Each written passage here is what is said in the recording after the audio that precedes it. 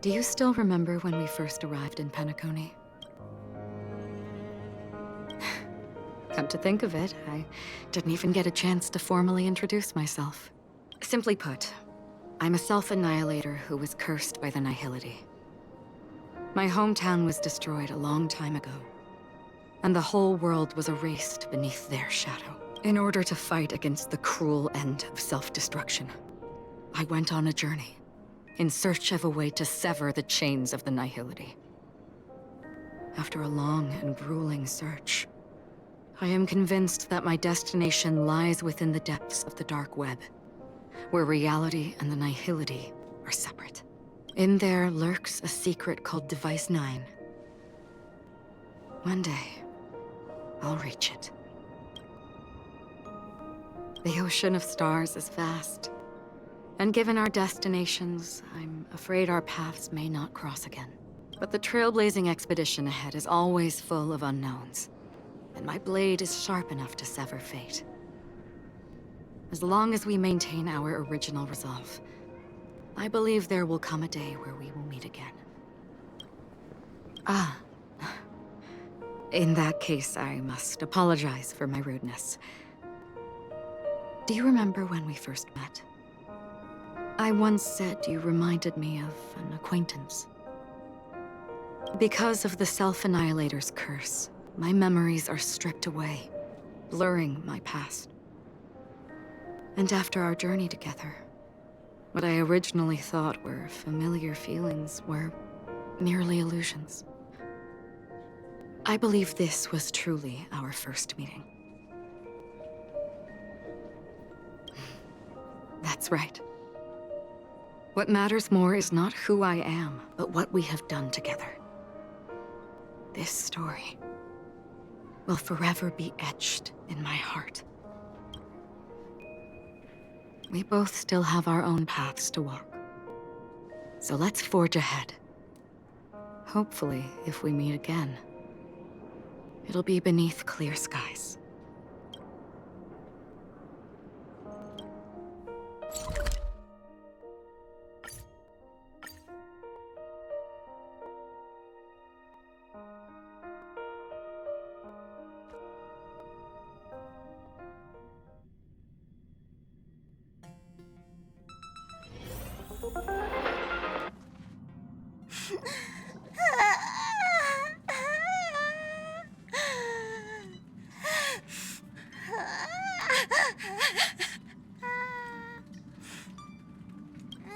There.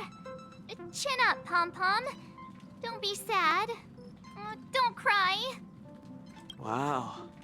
Your method of consolation is truly unsophisticated. Still better than just standing there like a scarecrow. Oh, hey, you're finally back. We told Pom-Pom all about our adventure, and they suddenly started crying. I've never seen Pom-Pom so sad before. The conductor never cries. Pom-Pom is never sad. Pom-Pom is just angry. Yeah, angry. No matter where the express stops, you lot always manage to cause chaos. My well-thought-out timetable completely ignored. If you carry on like this, the express is gonna run out of fuel. That's right. Pom-Pom is just angry. It's not because of Misha, Tiernan, Rosalina, and the rest. It's okay. Oh, Pom-Pom, just let it all out. Everyone, could you all take a break in the next car? Don't worry. I'll stay here with Pom-Pom. But... Let's go, March.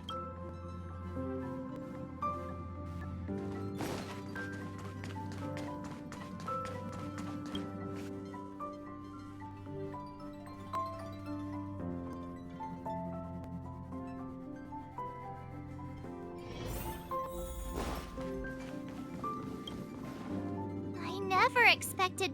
Those three nameless must have meant a lot to Pom Pom. No one knows exactly when Pom Pom boarded the Express, but one can surmise that their journey has been filled with many hellos and goodbyes. Probably more than we can imagine. The fact that they're crying so hard is probably a good sign. It proves that Pom Pom's emotions haven't become dulled by the grind of time. They still deeply cherish every nameless who has boarded the Express and value every journey shared with them. Leave it to Himiko. When it comes to comforting, there's no one better on the Express. Well, they were a little emotional at the time, but I'm afraid that's not out of the question. Since you joined us, the Express has stayed longer than anticipated at every stop along the way, and to ensure that everyone always makes it back on board, Pom Pom has had no choice but to delay the warp jump schedule. I see. No wonder I can regularly hear Pom Pom pacing anxiously up and down the corridor. Turns out Pom Pom's been silently putting in a lot of work for us. Wow. Different from typical vehicles, the Astral Express converts every trailblaze into the energy it needs to run. Ideally, as long as trailblazing expeditions continue without interruption, the Express will receive a constant flow of energy, much like a perpetual motion machine. But because of our previous encounters, fuel is being used up much faster than expected. We can probably only pull off 2 more warp jumps at most. Only 2 more? Isn't that super risky? Oh, I don't want to become an ice cube floating around in space again. Well, how about we shove you back in the space station's computer then? Which also means that we must prudently consider our next destination. Yes, I've already checked the astral charts. The 2 nearest worlds to us are the oceanic planet of Lushaka and the agate world, Melustanen. As for which one we're headed to, that still requires a vote. Or perhaps you might consider a suggestion.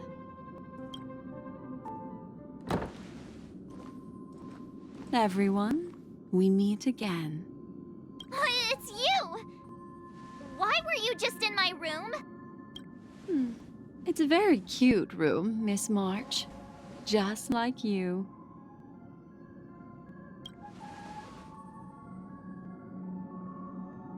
Memo Keeper, let's put aside how you managed to sneak past everyone and board the Express for now.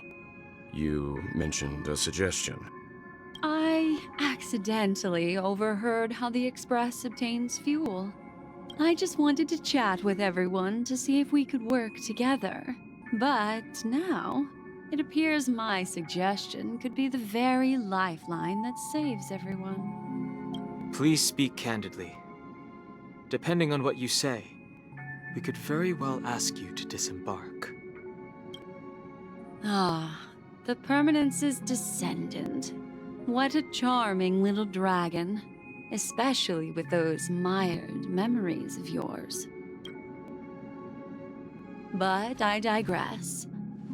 If the Astral Express is in urgent need of a special trailblazing expedition to recharge its engine, have you all considered this? Perhaps your destination could be a world that even the renowned Akivili never reached. Should you be able to lay down a new stretch of silver rail, the Express may never have to worry about energy ever again. Trailblazing to a world that even Akivili has never been to? Is that possible? Continue, Memo Keeper. This destination of which you speak, what sort of world is it? A world that many across the universe don't even know exists. A world hidden away from outside observation. Its presence only revealed by the light from the mirror of the Garden of Recollection. A world fettered by 3 paths, its destiny hanging in the balance. The eternal land, Amphorius. I hope I'm not too late, child. I wasn't expecting it to be you. Don't you know how many sentry posts the family has built? And how hard it is to get you out of here? Looks like my time's up. What do you mean? What time? Negotiation, interrogation, or death. My fate lies entirely in your hands, Lady Bonajade. The dance is done. Why bother with the compassionate pretense and give someone who's about to die the chance to talk? Despite your fall from grace, you still look well. I'm very glad to see that you're so full of verve. Do not insult my pride with half-veiled sarcasm. Have you specially come to see me just to sate your vile vanity? Oh, of course not.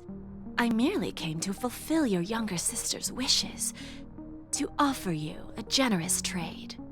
That is, if you're willing to accept. Robin? To build a true haven where everyone can attain peace.